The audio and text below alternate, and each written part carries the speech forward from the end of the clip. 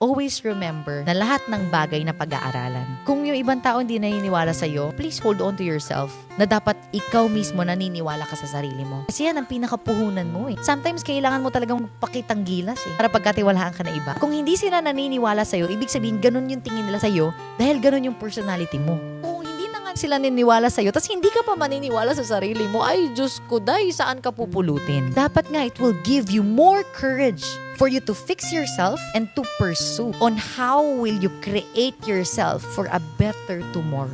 Yun ang mindset ko eh. Pag may taong hindi naniwala sa akin, hindi ko siya i-blame. Baka kasi yun talaga ako. Pero this time around, I will be more motivated. Yung pala yung tingin sa akin ng environment ko. OMG, I need to fix myself. Because if you think other way around, na ito yung tingin sa akin ng environment ko, ayoko na lang, kawawa naman ako. You will really not be able to fix yourself until when kanilang titignan na ganyan ka. Parang in all due respect to myself, I will fix myself. And I will prove, not to them, but to myself, para umayos naman yung image ko at kahit anong pasukan ko, maniniwala sila sa akin.